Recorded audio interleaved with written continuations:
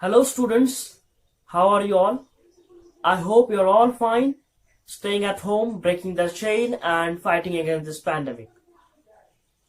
So students, this is me, Shubhatu Debnath, your English teacher for this session.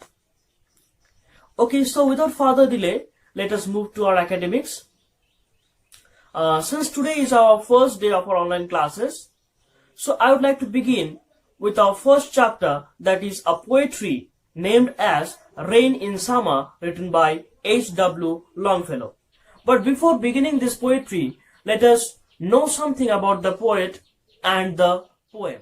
Henry Wadsworth Longfellow. Henry Wadsworth Longfellow, born in 1807 and died in 1882, was an American poet and educator. He was a commanding figure in America during the 19th century. Only in 1850s he became a known poet in America, and by the time of his death in 1882 he became a world-famous poet. Longfellow mainly wrote lyric poems, which are known for their musicality and which often presents stories of mythology and legend. So now in this poem, Rain in Summer, the poet H.W. Longfellow describes about the beauty and comfort of rain in summer. He tries to capture the picture of immense bliss or happiness of rain in a scorching summer day. The rain is very expected in summer. Yeah, we all have experienced this summer rain. Okay, so here the poet tries to describe the beauty of rain and how it looks on falling window panes, how beautiful it sounds when it falls on the roof, how the earth rejuvenates itself as the cloud quenches its heat, and how the gutters look like a raging river with water filled with mud. Okay. He describes how the trees and the fields are actually rejuvenated, becomes fresh, and the fields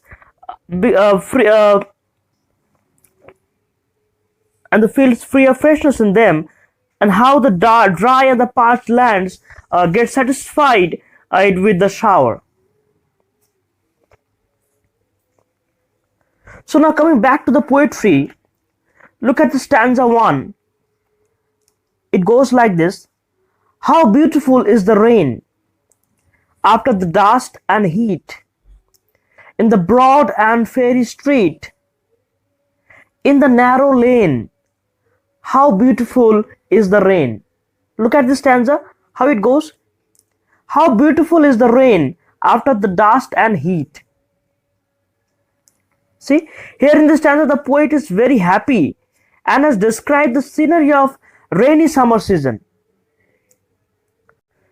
The stanza begins by dealing and depicting the picture of rain in summer.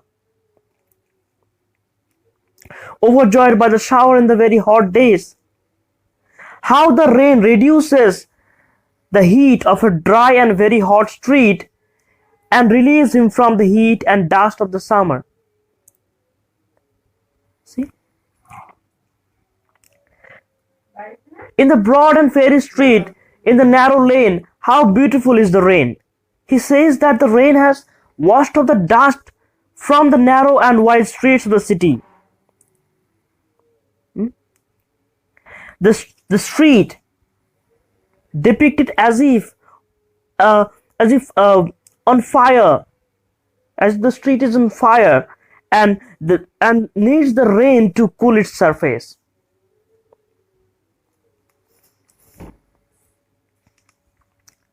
Now, look at stanza 2.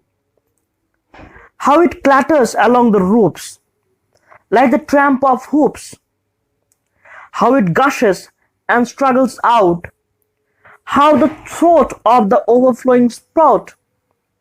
See? Here in the stanza, what does the poet say? The poet begins by saying or depicting the picture of the rainy summer season. He says that the rain is bouncing off roofs and how beautiful it sounds when it falls on the roof. The rain is making a pattering sound when it falls on the roof. And what does he say? He compares the sound of the summer rain with the noise of the horse's hoof. Okay. He again says that the rainwater spills out of the gutters, comes out of the gutters. Okay. The spouts are packed with rainwater, or rather you can say it is overflowing. Okay. And hence the water tries to come out of these gutters with a force. Okay. Now look at stanza 3. Across the window panes it pours and pours, and swift and wide with a muddy tide. Like a river down the gutter roars the rain, the welcome rain. See, look at this stanza. Here in this stanza, the poet depicts how the rain pours across the window panes. You must have seen this, you know, when you stay inside in your rooms and you can see the rain falling on your window panes. How does it look like? So here the poet depicts how the rain pours across the window pane and how quick and more extensive the drain look as they are loaded with rainwaters and mud, and how the gutters look like a raging river. The gutters are filled with overflooded with water, filled with water, okay, filled with mud water. So now he demonstrates his joy in the stanza and welcomes the rain with open arms. Okay, thank you. That was all about this poetry. And if you have any queries, you can say it in the comment box. And on the next day, we'll be dealing with the question answers. We'll be discussing the question answers in our next class. Thank you.